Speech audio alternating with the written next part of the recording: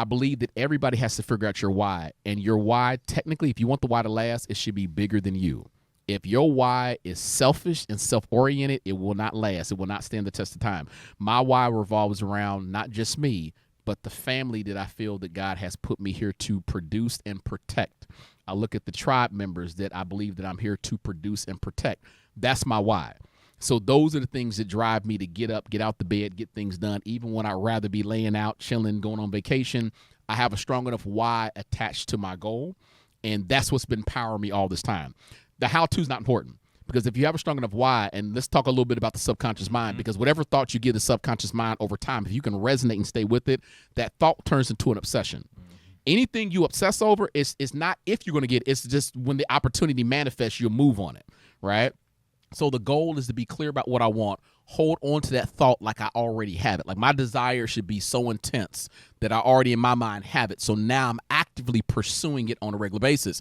And if I can keep that why, the how doesn't make a difference. Like most of the jumps I've had in my businesses, I had no idea about the how-to. I had to lock on the why. And I can figure out the how-tos around me, which oftentimes is where employees or partnership comes into place. That you don't have to know everything. You just have to know how to manage resources, information, and education properly, which involves wisdom, right? But that's always been my thing, is focus on the why. How's come and go? We're in a day and age now where the way we do things is rapidly changing almost every 30 to 60 days, right? So that's going to change no matter what. So I don't ever want to get caught up on how to, but it's the why that's always drove me. So are you willing to share your vision with us? Yeah. Because some people believe you shouldn't put it in the world. I believe you should. Yeah. It's a part of accountability for me. Yeah, I don't have a problem with it. I actually go to where my vision came into place at, because, and this is important, because we have a lot of successful people out there. You have a lot of successful entrepreneurs, but a lot of times we shine the light on their successes, but we don't shine the light on the fallbacks and the setbacks of where they started it to get there. It's an overnight success, Kareem. And that's the problem. A lot of people want to be overnight. No, I said no. I've always gotten more value from understanding your stumbling points, because you don't know if I'm in that same season of my life where I'm stumbling and I'm on the verge of giving up. So with me, my things start to shift into place around the age of 23, 24, right? Went through this nasty breakup with childhood sweetheart. Was too embarrassed to tell my parents that we were no longer shacked up living together, because they were against us doing it from day one. My parents were like, you skipped a grade, you're a smart kid, go off to college, go off to school. And I just wasn't ready to leave the house yet. Like, I'm 16. Like, I'm not ready to go off to college. And so I settled down. I fell in love against my parents' wishes. They're like, you're messing everything up. And then the relationship went south. And the last thing you want to hear is go back to your parents and hear that I told you so. So I literally slept out my car for 30 days. Like for 30 days, I was sleeping out the car. If I had a buddy who would let me sleep on their couch, I would sleep on the couch, trying to figure out some way to fix this thing. And then, unfortunately, eventually I had to go back home. My older brother said, you got to go back home. It's not safe to sleep in your car. You don't know if anybody's going to run up on you or whatever have you. And so at that age, I find myself with my small amount of belongings packed up in my parents' basement. And then I went through what I call the perfect storm. That's where everything that can go wrong in one season goes wrong at that one inopportune time. So the job let me go for performance. At that point in time, I was an emotional eater, so I gained about a good 200-something pounds. So at that point, I think I was weighing like close to 300-something pounds. Out of shape, overweight, with no income coming in. Of course, the debt and bills didn't change, right?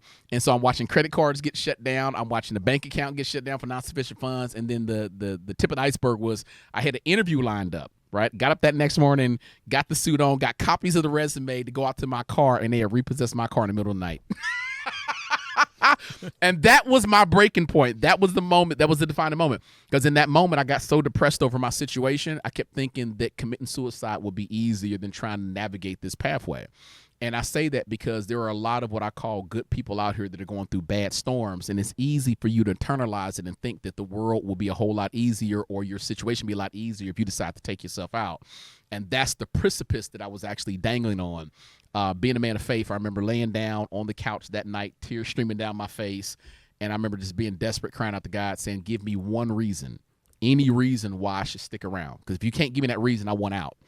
And that night, I had a dream of my funeral. And, of course, when you go to a funeral, two things you want to do. Number one, I want to check and see what you got me wearing because, you know, you're looking good today. Did it look better than this? It wasn't as good as this, but it was okay. I said, they tell you whatever you die in is your ghost outfit. Don't have me going there looking like a bum. Like, so I have to check the casket first. And then I want to check to see who's at the funeral site because there's some people that better be there on the front. You better be boo-hooing too, right? And so the usual suspects are there, the family members, the cousins that I'm cool with. But as I get past row number 2 and getting to 3, 4, 5, I'm seeing faces I've never seen before. Like I have no clue. Is these folks I owe money to, or like why are these people here? And then I end up going outside the church in this dream, and I'm seeing the parking lot is just packed full of cars. People are fighting to get inside of it.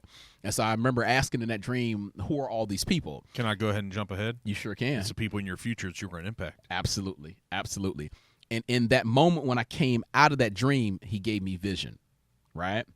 What happens with most of us, we spend the best years of our life living, but we don't have a vision of what we're supposed to be living for. Like, I do not believe anybody in this room was put here accidentally. I think you're intentional, right? The goal is for you to figure out what is my purpose or my calling while I'm here. And typically we can find that out real quick and fast by discovering what gifts and talents you're sitting on. Because I don't believe God's going to give you an assignment without giving you the tools to pull that assignment off. But so many people don't. Some people don't, or they trade their gift and check for less than what it's actually worth.